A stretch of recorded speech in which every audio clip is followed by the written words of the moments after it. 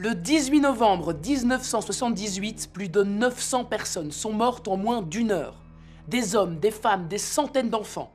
Pas des fous, pas des marginaux, des gens comme vous et moi. Et la plupart d'entre eux ont choisi de mourir. Et le pire, c'est que si vous aviez été là, vous l'auriez probablement suivi aussi. Laissez-moi vous raconter l'histoire de la secte du Temple du Peuple et de Jim Jones, le pasteur combattant pour l'égalité raciale qui a entraîné ses fidèles avec lui dans la mort.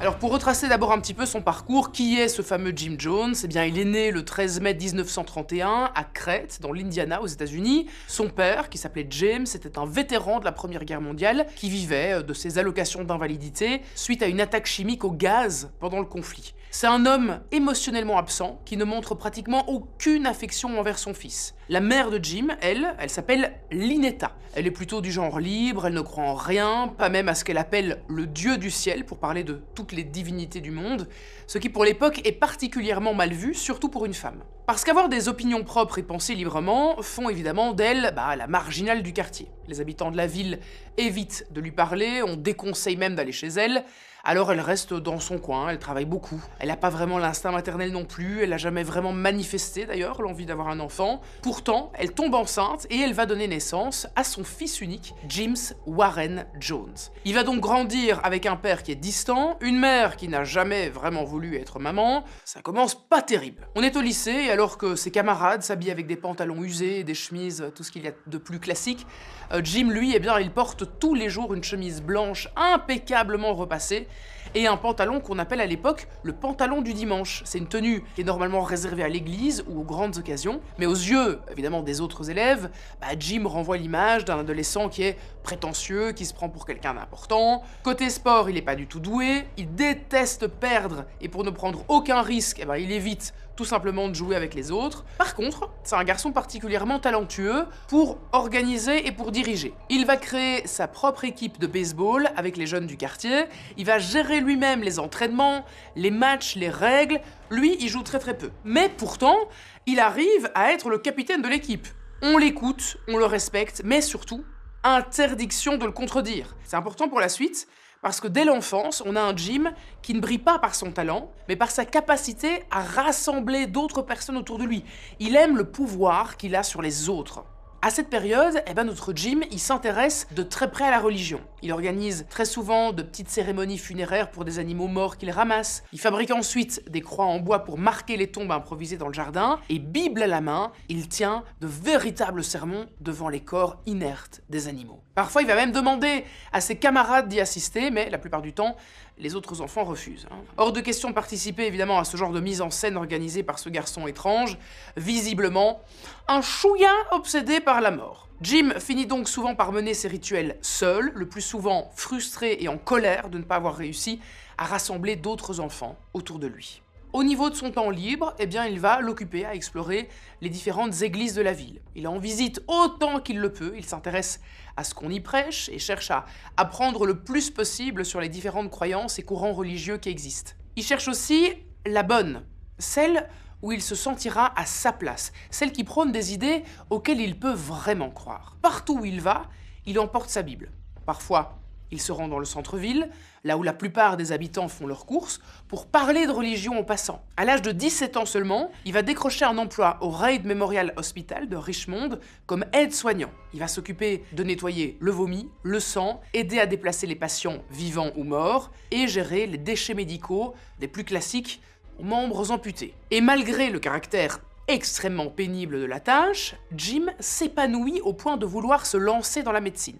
Il s'inscrit à l'Indiana University, mais il ne terminera pas son cursus. Pendant ce temps, il va travailler toujours à l'hôpital et il y rencontre une étudiante infirmière qui s'appelle Marceline. Tous les deux s'entendent très bien. Marceline, qui a elle aussi été élevée dans une famille pieuse, croit profondément en un Dieu et en la charité chrétienne. Elle est tout de suite attirée par ce jeune homme bienveillant qui lui donne l'impression de mettre tout le monde sur un pied d'égalité et de dévouer sa vie à aider les autres. Après s'être fréquentés quelque temps, ils se marient le 12 juin 1949. Mais juste après leur union, Jim enlève le masque et lui avoue ouvertement qu'il ne croit pas en Dieu. En tout cas, pas en un Dieu juste et aimant. Si un tel Dieu existait, il ne permettrait pas tant de souffrances humaines. Il cite d'ailleurs Karl Marx et sa maxime « La religion est l'opium du peuple » pour illustrer son propos. Toutes ces croyances ne serviraient qu'à endormir les masses face à l'injustice sociale, raciale et économique. Mais la foi a un avantage, et pas des moindres, c'est un outil puissant, un moyen stratégique pour rassembler des croyants vulnérables, pour promouvoir ses idées et surtout pour gagner en pouvoir et en contrôle.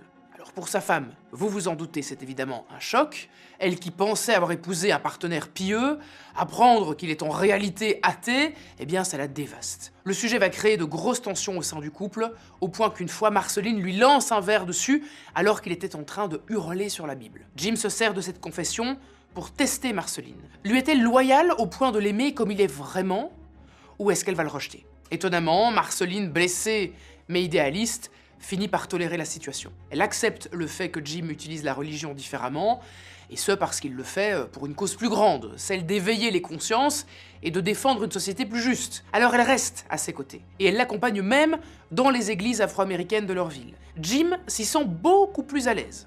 L'atmosphère est plus souple et beaucoup moins ennuyeuse. On danse, on chante, on saute, tout le monde passe un bon moment sans donner l'impression d'être obligé d'être là. Alors il est séduit par ces églises, et rapidement, il comprend que c'est là qu'il doit être. L'église dont il finit par devenir membre l'accueille, lui et sa femme, à bras ouverts. En 1952, et alors qu'il a seulement 21 ans, il est même engagé comme pasteur assistant pour ce clergé. Enfin, il a trouvé sa vocation. Excite la médecine, désormais il veut devenir pasteur. Il garde ce poste pendant environ 1 an et finit par s'impatienter. Ça va pas assez vite pour lui, il veut plus être guidé, lui ce qu'il veut c'est créer, il veut inspirer, alors il va créer sa propre congrégation. Et il aime cette liberté. Il peut prêcher ce qu'il veut, sans qu'on lui dise ce qu'il doit faire ou non. Dans son église, Jim mélange le christianisme, la spiritualité New Age et les discours très engagés sur l'égalité raciale et l'aide aux plus pauvres. Un combo qui attire de nombreux fidèles. Sa congrégation devient rapidement populaire pour une chose assez rare à l'époque, blancs et afro-américains y prient ensemble. Parce qu'il faut bien se rappeler que dans les années 1950, la plupart des paroisses sont encore séparées selon la couleur de peau. Mais Jim, lui, il rejette cette idée. Pour lui, tout le monde doit être accueilli de la même façon. Et là-dessus, on est d'accord, il a raison. Sa femme Marceline travaille à ses côtés. C'est elle qui gère toute la paperasse, elle établit le planning sur les sujets à aborder chaque dimanche. Le succès de l'église est tel que le local utilisé pour accueillir les fidèles devient rapidement trop petit. C'est un petit bâtiment en bois qui se trouve dans un quartier très modeste, mais la communauté qui fréquente le lieu a de faibles revenus. Impossible donc pour lui de demander à ses membres de l'argent ou des dons pour dénicher un endroit plus grand. Il lui faut donc trouver un autre moyen. Et la solution, Jim va la trouver dans la mise en scène de guérisons spectaculaires. Lors des offices, il commence à interpeller des fidèles dans l'assemblée. Il leur demande ce qui ne va pas, puis prétend pouvoir faire disparaître leur douleur. Un mal de tête, une toux persistante.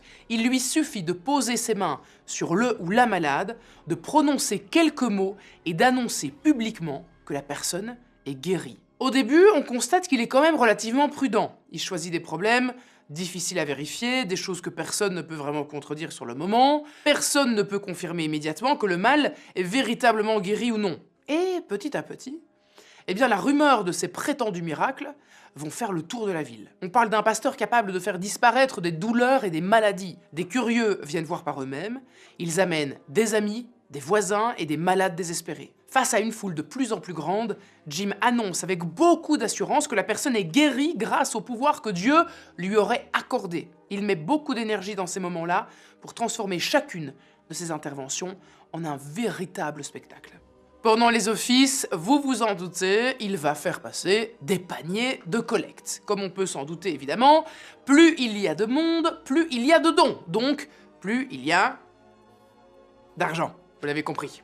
Alors pour gagner encore plus, Jim se fait inviter dans d'autres églises pour toucher un nouveau public. Par contre, ce qu'il sait à ce moment-là, c'est que dans ces nouvelles congrégations, où personne ne le connaît encore, les fidèles ne croiront pas immédiatement à ces fameuses guérisons. Alors pour renforcer la crédibilité de ces démonstrations, il met en place un système bien rodé. Certains membres de sa propre église l'accompagnent lors de ses déplacements et se mêlent au public. Au moment voulu, ils interviennent dans l'assemblée en avançant souffrir d'un problème de santé, puis déclarent avoir été guéris grâce à l'intervention de Jim. Pour les spectateurs qui assistent à la scène, tout semble confirmer que ces guérisons sont sérieuses. Et ces fameuses mises en scène, mes chers amis, eh bien elles fonctionnent. Alors Jim cherche désormais des guérisons plus spectaculaires. Et Et il va, tout bonnement, commencer à parler de maladies beaucoup plus graves, allant jusqu'à dire qu'il peut guérir le cancer. À nouveau, un complice placé dans le public intervient au moment voulu pour raconter son histoire. Il souffrait d'une maladie grave et incurable, mais après l'intervention de Jim, tout ça n'est plus qu'un lointain souvenir.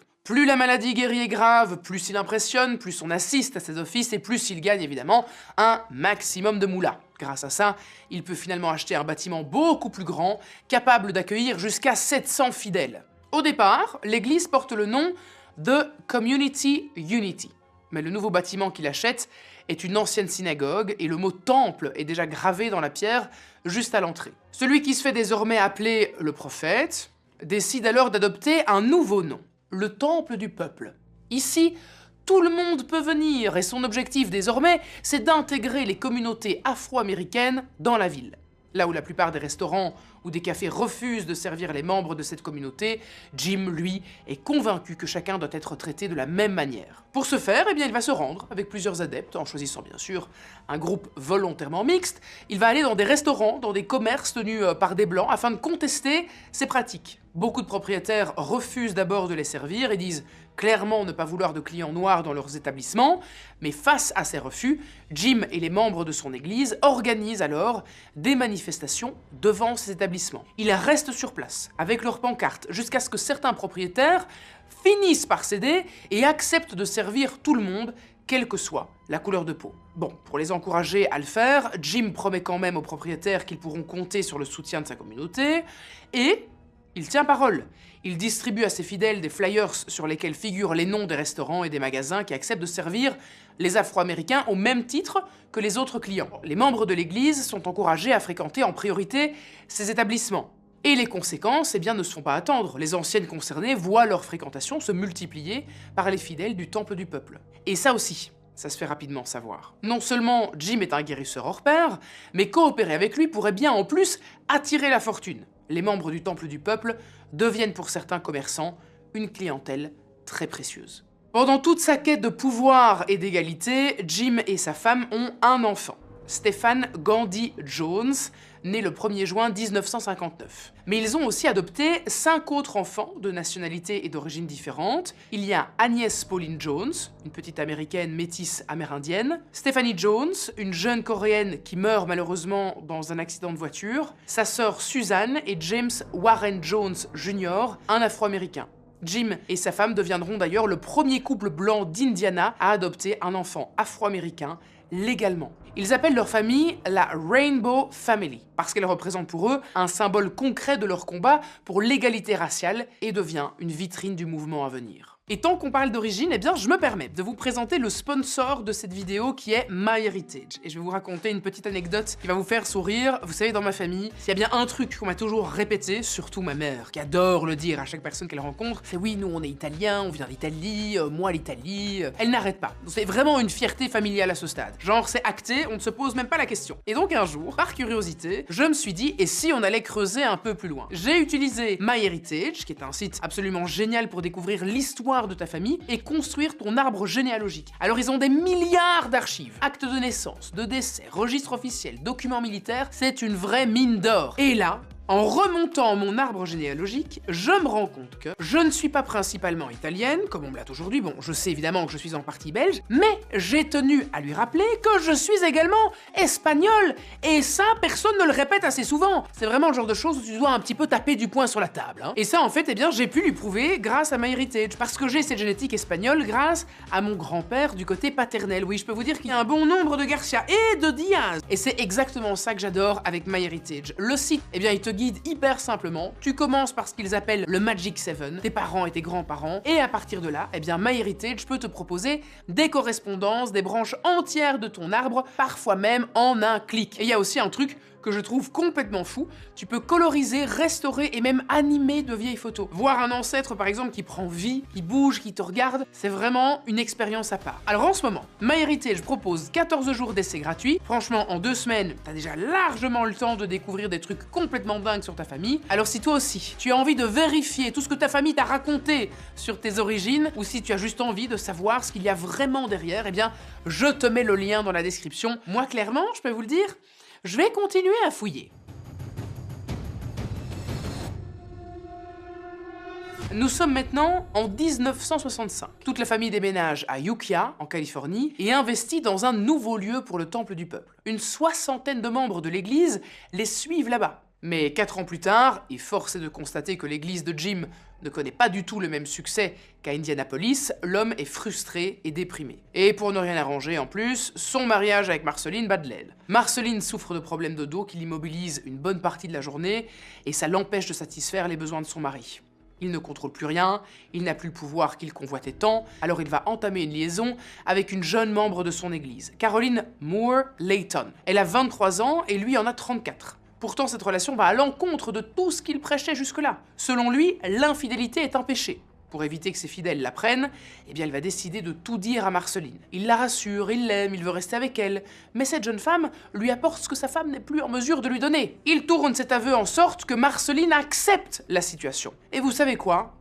Eh bien, ça marche. Libéré du poids de la culpabilité, ou en tout cas de la peur que son image soit entachée par cette liaison, Jim s'empresse d'aller annoncer la nouvelle aux autres membres de l'église. Ce n'est pas n'importe quelle nouvelle, c'est tout de même un fait qui va complètement à l'encontre de ses principes. Mais comme la parole vient de Jim, toute la communauté comprend et soutient ses décisions. Après ça, l'église connaît beaucoup de hauts et de bas au fil des années, mais Jim continue de faire grandir sa nouvelle congrégation avec ses fameuses guérisons miraculeuses. Et en à peine 5 ans, il a réussi de nouveau à réunir des milliers de fidèles. En parlant de fidèles, vous êtes d'ailleurs plus de 900 000 à suivre cette chaîne. Et tel le Messie de 2026, j'aimerais beaucoup atteindre le 1 million d'abonnés avant la fin de l'année. Donc si vous voulez faire grandir les rangs de cette belle communauté de fanatiques, eh bien vous savez ce qu'il vous reste à faire. En mars 1970, et avec désormais une communauté de fidèles conséquente, Jim gagne très bien sa vie. Chaque membre donne énormément à l'église et tout cet argent va directement dans les poches de notre bon vieux Jim. Il l'utilise pour voyager à San Francisco, à Los Angeles, avec certains de ses adeptes, pour partir à la rencontre d'autres personnes. Là où il passe, il monte des scènes temporaires, où il donne des sermons pendant lesquels il guérit des malades et vend des photos de lui pour 5 $. C'est tellement impressionnant qu'on parle rapidement de lui dans tous les états où il passe. Pendant ses sermons, Jim prend soin de demander aux spectateurs de remplir des formulaires avec leur nom et leur adresse, comme ça ensuite, il pourra les recontacter. Grâce à ça, il va leur envoyer des petites brochures sur toutes les guérisons accomplies, sur les événements à venir, et même s'il ne leur demande pas encore d'argent, il leur fait comprendre qu'ils peuvent le faire, évidemment. Et encore une fois, vous savez quoi? C'est une réussite. Ses correspondants lui envoient des dons constamment. Avec la croissance de ses revenus, Jim Jones ouvre des boutiques solidaires. On peut y déposer des articles dont on n'a plus besoin pour qu'ils soient revendus à des prix dérisoires. Il y engage des membres du temple du peuple qui se mettent aussi à servir des repas gratuits dans les quartiers défavorisés. L'un des programmes les plus impressionnants permet à des étudiants qui n'en ont pas les moyens de s'inscrire à l'université. Le temple du peuple utilise ces dons pour financer leurs livres et leurs frais d'inscription. Il achète aussi des maisons qu'il transforme en résidences universitaires dans lesquelles les étudiants sont logés et nourris gratuitement. Avec le temps, le temple du peuple ouvre de nouvelles implantations à San Francisco et à Los Angeles. Des membres de la communauté sont envoyés sur place pour y travailler et représenter le mouvement. Des jeunes et des célibataires déménagent en colocation chez des adeptes. Certains vendent même leur maison pour donner leur argent au temple et emménagent dans des logements proposés par le mouvement. Jim achète à ce moment-là des propriétés pour créer des maisons partagées pour les personnes âgées et les enfants handicapés. Mais à mesure que l'organisation s'étend, Jim ne peut plus surveiller directement tout ce qui s'y passe. Pour maintenir son influence, il va commencer à alimenter un climat de peur parmi ses fidèles. Il leur explique que des groupes racistes cherchent à faire fermer leurs églises et qu'ils pourraient être pris pour cible. Pour lui, il n'y a désormais que 2 groupes possibles. Ceux qui soutiennent le temple, qui sont considérés comme des alliés, et ceux qui le critiquent, désormais vus comme des ennemis. Les adeptes doivent désormais prouver leur loyauté en respectant des règles de plus en plus strictes. Aller au cinéma? Terminé. On ne donne pas son argent au divertissement, on le donne à l'église. Les relations amoureuses sont déconseillées, c'est une distraction, et l'énergie comme l'attention doit être exclusivement consacrée au temple. Les couples qui rejoignent l'église peuvent rester ensemble, mais leur temps commun est limité par les corvées et les devoirs au sein de la congrégation. Tous font absolument tout ce que Jim leur demande, en partie parce qu'ils croient sincèrement au mouvement et à ses objectifs, Ils achètent aussi une flotte de bus, on en compte environ une douzaine pour organiser des tournées entre San Francisco, Los Angeles puis Seattle. En chemin, il fait quelques apparitions dans différentes églises pour épater les plus sceptiques avec ses pouvoirs de guérison et pour continuer sa quête de l'égalité. Pour pousser l'expérience le plus loin possible, il va même jusqu'à cibler des personnes qui ignorent être malades. Cette fameuse technique, eh bien, elle s'inspire en partie de certains prédicateurs pentecôtistes très populaires de l'époque, comme par exemple William Branham, que Jim admire beaucoup. L'homme est connu pour ses guérisons spectaculaires, au cours desquelles il assurait recevoir des révélations divines sur les maladies des personnes présentes à ses séminaires. Il annonçait alors publiquement leurs souffrances avant de prétendre les guérir. Jim, il va reprendre ce principe et il va l'adapter à ses propres sermons. Il appelle une personne au hasard, dont son nom a été écrit sur une fiche, et à son arrivée sur scène, il lui explique qu'elle ne le sait pas encore, mais qu'elle est atteinte d'un cancer. Une fidèle est alors appelée pour intervenir devant l'assemblée et participer à la démonstration. Bien sûr, c'est une complice du temple que Jim choisit en fonction de leur loyauté au mouvement, tour à tour. Il joue soit le rôle d'infirmière, voire même le rôle de malade. Dans ce cas-là, elle doit réaliser un prélèvement dans la gorge du malade pour que le miracle se produise. L'invité ouvre la bouche et avant de procéder à la collecte, l'infirmière y laisse tomber discrètement un petit morceau de foie de poulet qu'elle cache dans sa main. Forcément, à ce moment-là, le patient se met à tousser, il recrache le morceau, surpris de sentir quelque chose dans sa gorge. L'infirmière le récupère et elle le montre à la foule pour prouver qu'il s'agit du cancer qui vient d'être arraché. Jim intervient aussitôt avec beaucoup d'émotion pour lui annoncer que ça y est, sa vie est enfin sauvée. C'est impressionnant pour tous les spectateurs présents et il ne fait aucun doute que la guérison est on ne peut plus vraie. Avec un tel miracle, beaucoup veulent eux aussi rejoindre le mouvement pour tout ce que le temple est en mesure de leur offrir. Le succès est grandissant. L'argent, le pouvoir, Jim atteint des sommets. Une célébrité qui le pousse dans les excès. Il va commencer à consommer de la drogue et entre dans un cercle vicieux au point de devoir prendre des pilules et différents stimulants pour rester actif la journée et avale des sédatifs le soir pour réussir à dormir. Se procurer ces médicaments n'a rien de compliqué pour lui. Des membres de la communauté sont médecins et, bien évidemment, ils acceptent de lui délivrer des ordonnances sans poser aucune question. Au début, Jim arrive à cacher sa dépendance à son entourage. Mais les effets deviennent rapidement visibles. Il se montre de plus en plus colérique, ses yeux sont souvent rouges et larmoyants. Alors pour le cacher, il va commencer à porter des grandes lunettes de soleil, de jour comme de nuit. Il va expliquer ça en racontant à ses fidèles que ses pouvoirs sont si puissants que l'énergie sacrée rayonne autour de ses yeux. Si quelqu'un croise son regard, il serait instantanément brûlé et tué. Oui. Voilà. On ne relèvera pas. Il peut pas non plus cacher son changement de comportement. Alors au début, Jim qui renvoyait cette image d'un homme gentil, attentionné, sincère, désireux d'aider les gens, mais là, très clairement, depuis qu'il consomme de la drogue, il est méchant, possessif, paranoïaque, et ça tout le monde le ressent. Alors dans ses sermons, il va prétendre que le gouvernement est un danger pour la communauté du temple. Le FBI et la CIA intercepteraient les lignes téléphoniques de l'église et il demande à chacun de rester en alerte pour anticiper une éventuelle attaque. Mais il les rassure. Tant qu'ils resteront soudés, ils seront protégés. Certains, dont ceux qui lui ont fourni les ordonnances, font le rapprochement. Mais de manière générale, personne ne remet en question ni ce qu'il est, ni les décisions qu'il prend, surtout quand il s'agit de protéger leur vie. Probablement aussi parce qu'ils considèrent Jim et sa femme comme leur propre famille. La relation qui se crée avec le temple devient très fusionnelle, et les adeptes appellent même Jim et Marceline « Mom and Dad ». Ils sont unis contre le reste du monde, prêts ensemble à affronter les ennemis, les persécutions, le racisme, le capitalisme, le gouvernement et toutes les forces qui, selon Jim, menacent leur famille et leur vision d'un monde juste et égalitaire. Et parce que leur image doit refléter leurs principes, Jim et Marceline adoptent un mode de vie très simple. Ils ne conduisent pas de voiture neuve, mais un vieux break abîmé. Ils n'achètent presque jamais de vêtements neufs, la plupart du temps. Ils se servent dans les magasins de seconde main gérés par l'église. Tous les deux veulent se sentir égaux face à leurs fidèles et montrer que tout l'argent collecté sert uniquement à la communauté et aux causes qu'ils défendent. Mais en parallèle, les problèmes de drogue de Jim s'aggravent et avec eux, son comportement change encore un peu plus. S'il n'affiche pas l'image d'un homme supérieur aux autres, il enchaîne les liaisons avec d'autres membres, convaincu qu'il doit multiplier les relations pour se prouver sa propre puissance. Jim finit par croire que toutes les femmes de la communauté, quel que soit leur âge, sont attirées par lui, qu'elles l'expriment ou pas. Progressivement, de nombreuses femmes de son entourage proche deviennent ainsi ses partenaires sexuels. Et dans l'esprit de certaines, avoir une relation avec Jim finit même par être perçu comme une forme de devoir sacré envers lui et envers le temple.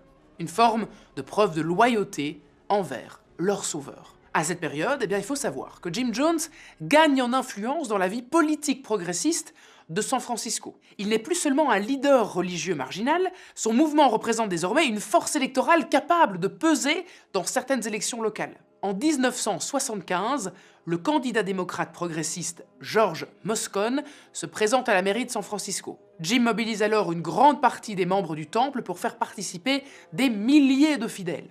Ils font du porte-à-porte, distribuent des tracts, collent des affiches et transportent même des électeurs jusqu'au bureau de vote le jour de l'élection. George Moscone remporte finalement le scrutin de justesse. En remerciement, il nomme Jim Jones en 1976 à la commission chargée du logement public de la ville. Jimmy occupe officiellement un poste, dispose d'un bureau et participe aux décisions concernant les politiques de logement destinées aux populations les plus pauvres. Un poste qui lui permet aussi de se rapprocher de certaines personnalités du mouvement progressiste, notamment Harvey Milk. C'est le futur premier élu ouvertement homosexuel des États-Unis qui voit en lui un leader communautaire capable de mobiliser les minorités et les populations défavorisées.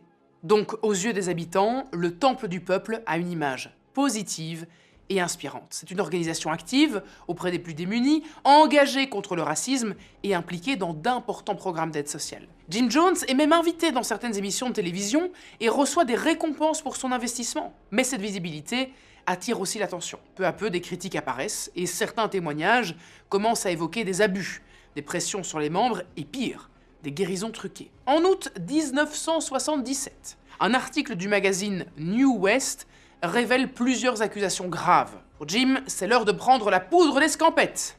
Alors il imagine un projet beaucoup plus ambitieux que ce qu'il a fait jusque-là. Celui d'accueillir ses fidèles dans un endroit entièrement à eux, une sorte de terre promise où ils seraient enfin en sécurité et libres, à l'abri des menaces qu'il dit venir du gouvernement américain. Quelques membres de la communauté sont alors envoyés à l'étranger pour trouver un lieu capable d'accueillir cette future mission. Et en octobre 1973, leur choix se tourne sur le Guyana, en Amérique du Sud.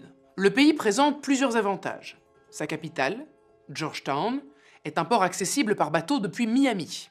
Mais surtout, Jim recherche un isolement total pour sa communauté. Et le Guyana s'y prête parfaitement. À l'époque, le territoire compte environ 850 000 habitants, mais la grande majorité vit le long de la côte atlantique. L'intérieur des terres est recouverte d'une jungle dense, sans route, exactement le type d'endroit que Jim imagine pour installer sa colonie. Il promet à ses fidèles que la terre promise sera l'endroit parfait pour échapper à la loi martiale américaine et aux camps de concentration qui, selon lui, vont bientôt s'installer. Et le temps est compté, parce que les agences gouvernementales vont bientôt débarquer avec des armes pour tous les tuer. Oui, oui. En mai 1977, la communauté du Temple du Peuple s'installe dans ce nouveau camp au cœur de la jungle. Le lieu prend rapidement le nom de Jonestown, en référence à Jim Jones lui-même. Alors que le camp est encore en construction, Jim entretient l'attente autour du projet auprès des membres de la communauté. Il explique que le site est en construction et encourage ceux qui le souhaitent à économiser pour pouvoir s'y installer un jour. Certains décident de rester aux États-Unis, d'autres, en revanche, décident de partir pour rejoindre la colonie, convaincus par le discours de Jim et la promesse d'une vie meilleure. À l'ouverture du camp, les fidèles commencent à arriver depuis les États-Unis. Des bungalows sont construits pour les loger, mais ils sont loin d'être suffisants pour accueillir les centaines de personnes qui rejoignent le camp. Beaucoup de nouveaux arrivants doivent donc participer eux-mêmes à la construction des logements supplémentaires. Mais tous viennent avec un seul et même objectif, bâtir une communauté isolée et autosuffisante où les adeptes du temple pourraient vivre et travailler ensemble. Là-bas, vous vous en doutez, Jim contrôle absolument tout. Aucune culture n'est plantée et aucun outil n'est acheté sans son approbation. Si ses fidèles voulaient être en couple et flirter, ils doivent d'abord demander la permission. Si des couples veulent se séparer, il faut obtenir à nouveau l'autorisation. Tout le courrier entrant est ouvert et lu avant d'être remis à son destinataire. Le courrier sortant est lui aussi censuré. Si une lettre dit quoi que ce soit de négatif sur Jonestown, même indirectement, elle n'est pas envoyée. Si on y lit « il fait chaud »,« je suis fatigué » ou « il n'y a pas assez de maisons », elle est réécrite pour renvoyer une image parfaite de la vie à Jonestown. Il n'y a bien évidemment aucune intimité. Beaucoup des bungalows sont surpeuplés, des fidèles continuent d'affluer sans qu'il y ait d'endroit pour les loger, l'eau disponible pour les douches est très limitée et pas question d'en profiter pour s'hydrater parce qu'elle est polluée. Jim, lui, loge dans une cabane bien plus agréable avec sa femme et quelques-unes de ses maîtresses. Il possède un générateur qui alimente un réfrigérateur et quelques ventilateurs pour rafraîchir sa chambre, dans laquelle se trouve un lit bien confortable. Il possède également un système de radio installé dans cette pièce, qui fonctionne comme un interphone et qui lui permet de faire des annonces à l'extérieur. Il n'a même plus besoin de quitter son bungalow pour s'adresser à ses disciples. L'organisation quotidienne, elle, elle repose sur un groupe restreint qu'on appelle la Planning Commission. Il s'agit d'un cercle très fermé, composé d'une vingtaine de membres, choisis évidemment par Jim, pour leur loyauté absolue. La plupart sont des femmes instruites, qui occupent aussi des fonctions de secrétaire, d'assistante ou de conseillère proches de lui. Ces membres supervisent la distribution de la nourriture, organisent les journées de travail, contrôlent le courrier, surveillent les habitants et signalent à Jim le moindre comportement jugé suspect. Une plainte, une critique ou une envie de partir. En échange de cette fidélité, il bénéficie de certains privilèges, comme de meilleures conditions de logement, davantage de nourriture et moins de travail physique. Ce système permet à Jim de maintenir un contrôle permanent sur la communauté. La Planning Commission devient en quelque sorte ses yeux et ses oreilles dans tout le camp. Ceux qui expriment un doute ou un mécontentement savent que l'information peut rapidement remonter jusqu'à lui, avec le risque d'être réprimé. Ces sanctions prennent souvent la forme de confessions publiques, dans lesquelles l'accusé doit reconnaître ses fautes devant des centaines d'autres personnes. Jim commente ensuite la situation devant toute l'assemblée et décide de la sanction. Why is it this way you do this? I save you from worse than death. Dad, I was just pissed at the time. I don't think you'll change where you're going. I mean, I know you're gonna kick my ass, but really, John, get out of the way. Let the seniors have it. You punk! You goddamn gangland punk!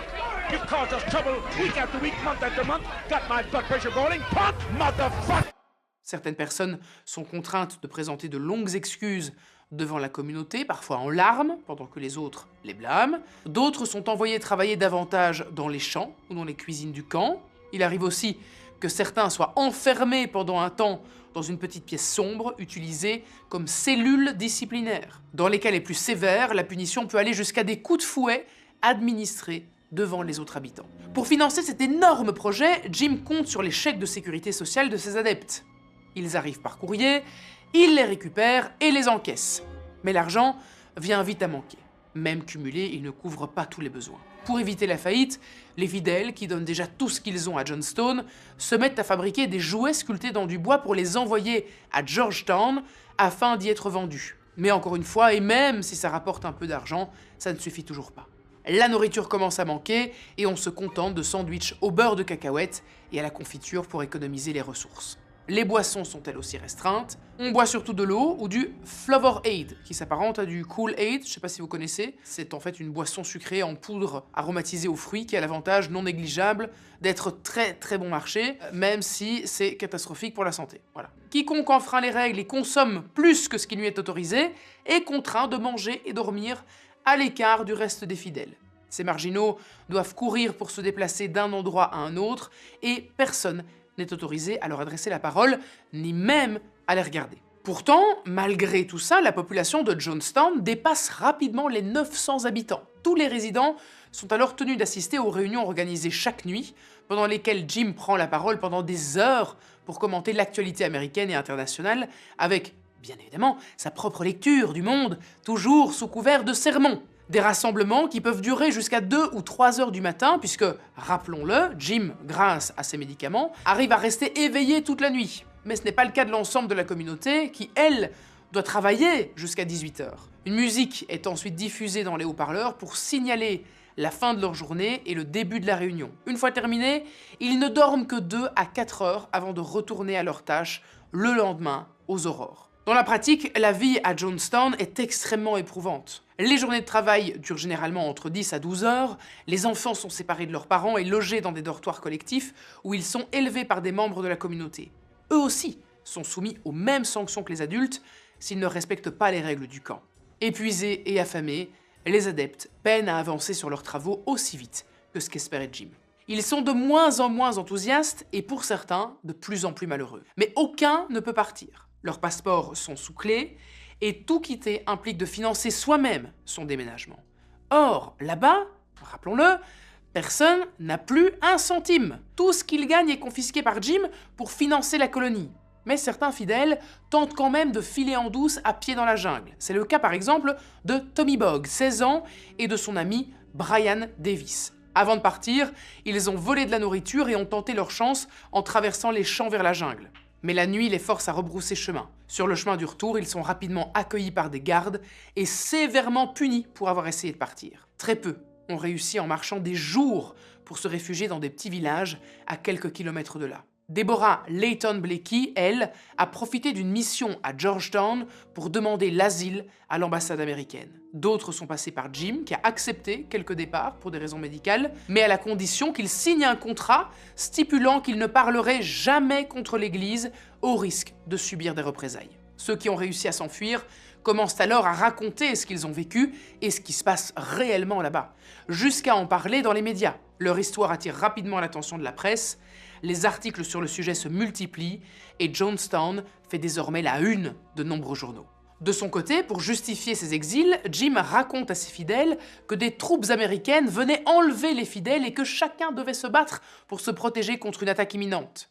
Ce qui en soi n'est pas complètement faux. À cause des articles qui se multiplient à son sujet et dont les membres n'ont pas connaissance, il sait que les autorités vont sûrement venir. Mais il déforme la vérité pour entretenir la peur chez ses adeptes en leur faisant croire qu'ils viendront pour les tuer. Les membres sont persuadés que s'ils quittent le temple du peuple, ils seraient internés dans des camps de concentration gérés par le gouvernement. Pour se préparer, de grandes quantités d'armes sont introduites clandestinement à Jonestown. Jim se construit une équipe de sécurité qu'il positionne tout autour du camp, censé servir de protection pour les habitants, mais aussi pour les empêcher de partir. Il n'hésite pas à menacer les adeptes eux-mêmes de leur tirer dessus s'ils ne respectent pas les règles. Nous sommes à présent en février 1978. Jim convoque toute la communauté pour une réunion d'urgence. Il annonce publiquement que des soldats arrivent pour attaquer Jonestown, que la CIA les ont repérés et qu'ils attaqueront dans quelques heures. Il est catégorique. Leur intention est de tuer l'ensemble des fidèles du camp, y compris leurs enfants. Pour échapper à ce terrible massacre, ils n'ont qu'une solution, disparaître avant qu'il n'arrive. Ils n'ont plus le choix. Alors quitte à ce que ça arrive, il est préférable de ne pas donner à l'ennemi le trophée qu'il est venu chercher. Ils doivent mourir avant qu'il ne passe les portes de la colonie. De grands récipients sont sortis et remplis d'un liquide sombre. Tout le monde est invité à faire la queue pour remplir un gobelet et le boire. Ce mélange a été créé pour tuer celui qui le boit en 40 minutes environ. Pendant que les fidèles boivent tour à tour le breuvage, Jim continue de prêcher sa bonne parole. Leur mort sera paisible et honorable. Quand tout le monde a bu son verre, Jim annonce finalement qu'il n'y avait rien à l'intérieur. Il explique qu'ils n'ont bu que du Flavor Aid, qu'il n'y a aucun poison dedans, tout ça n'était qu'un test pour vérifier si les membres du temple étaient réellement prêts à mourir pour la cause. Les fidèles qui ont obéi sont alors félicités pour leur loyauté. La tension retombe, on applaudit le courage des adeptes, et nombreux sont ceux qui se sentent fiers d'avoir réussi cette épreuve. Pour Jim, en revanche, c'est la consécration. Il sait désormais qu'il a le contrôle total sur eux. Ils sont prêts à mourir s'il leur demande de le faire. Aux États-Unis, les familles de ces adeptes qui vivent à Jonestown commencent à s'inquiéter et beaucoup implorent les autorités d'enquêter sur la colonie. En novembre 1978, un membre du Congrès américain, Leo Ryan, se rend au Guyana pour évaluer la situation au sein du Temple du Peuple. Il enquête sur les rumeurs selon lesquelles certains membres du mouvement seraient retenus contre leur gré et soumis à des violences physiques et psychologiques. Il arrive à Jonestown le 17 novembre et prévoit de repartir dès le lendemain. À son arrivée, tout est soigneusement préparé, les habitants se comportent de manière exemplaire afin de donner la meilleure image possible de la communauté. À la fin de la visite, Léo s'apprête à monter dans son véhicule et à rejoindre un petit avion à proximité pour rentrer aux États-Unis. Mais alors qu'il marche vers sa voiture, plusieurs résidents du camp lui demande de les emmener avec lui. Léo accepte, les fait monter dans son véhicule et prend le volant. Au loin, la sécurité assiste à la scène. Persuadés que les adeptes ont été enlevés de force et certains que ce que Jim prétend depuis des années est en train de se réaliser, ils vont tirer sur la voiture pour empêcher les fuyards de partir. Léo et les fidèles parviennent quand même à s'échapper sans être blessés et à courir jusqu'à l'aérodrome de Port Kaituma. Malheureusement, un agent de sécurité les rattrape et tire avant qu'ils ne montent dans l'avion. 5 personnes sont tuées, dont Léo ainsi que 3 journalistes. 11 autres sont blessés. Le jour même, vers 16 h, Jim convoque ses fidèles. Comme toutes les autres réunions, celle-ci est enregistrée. Il leur explique qu'il a tout essayé pour leur offrir la meilleure vie possible. Malheureusement, un grave événement s'est produit. Il ne raconte pas tout à fait ce qu'il s'est passé à l'aérodrome. Selon ses mots, une personne a été blessée, mais l'avion a décollé. À bord, un forcené menace d'abattre le pilote. Nul doute, l'avion va s'écraser dans la jungle. Quand ça arrivera, John Stone sera probablement tenu pour responsable. Les États-Unis vont se servir de cette excuse pour envoyer des troupes de parachutistes prêts à attaquer la colonie. Il n'y a pas de temps à perdre, l'assaut sera donné dans quelques minutes. Tout ce qu'il peut faire aujourd'hui pour sauver les enfants de l'esclavage et épargner les autres, c'est de leur donner ce fameux poison. Il dira ceci. Lay down your life with dignity. Don't lay down with tears and agony. We didn't commit suicide. We committed an act of revolutionary suicide protesting the conditions of an inhumane world. Sur l'enregistrement de cette réunion, on entend les cris des enfants et les pleurs des mamans. Jim, lui, se contente de répondre « Stop this hysterics. This is not the way for people who are socialists and communists to die. » Puis vient le moment de boire le vrai breuvage. Beaucoup supplient qu'on les laisse partir. Quelques personnes dans la file prient et remercient Jim pour tout ce qu'il a fait pour eux. Tous ingéreront le mélange empoisonné d'une façon ou d'une autre. Alertés par l'attaque qui s'est produite à l'aérodrome, des troupes de défense guyanaises se rendent à Johnstone le lendemain. En pénétrant dans l'enceinte de la colonie, ils découvrent l'horreur. Des centaines de corps sont inanimés sur le sol. Certains présentent des traces d'injection, probablement ceux qui ont refusé de boire et qui ont été maintenus de force pendant qu'on leur injectait directement. Le corps de Jim est quant à lui retrouvé affalé sur l'estrade de la salle de réunion avec l'une de ses maîtresses abattue d'une balle dans la tête.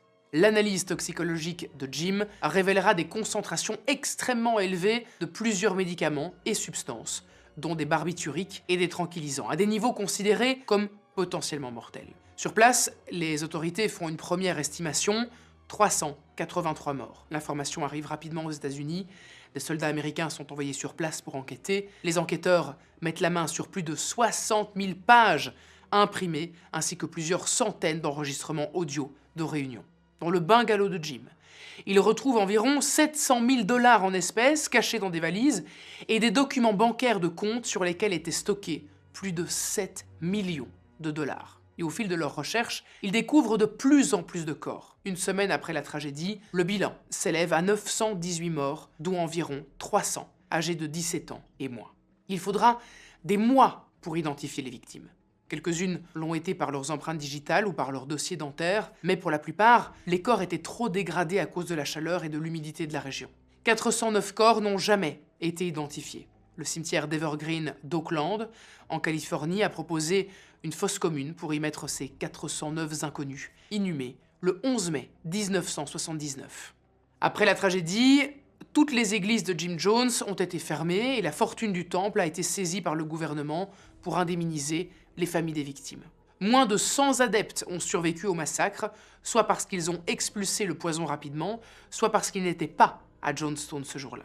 Et seules 2 personnes ont été jugées pour ce crime.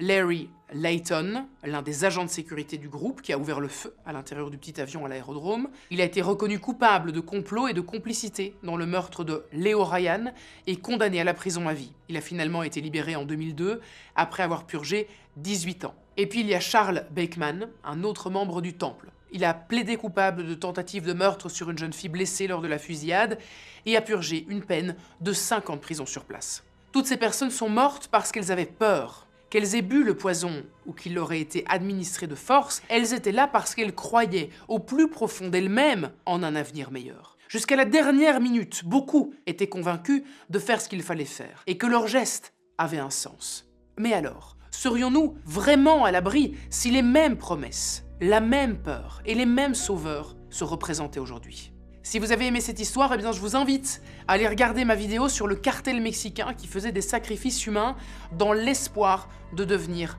tout-puissant. Merci d'avoir regardé cette vidéo, on se retrouve également sur Spotify. N'hésitez pas, le lien est dans la description de cette vidéo. À très vite.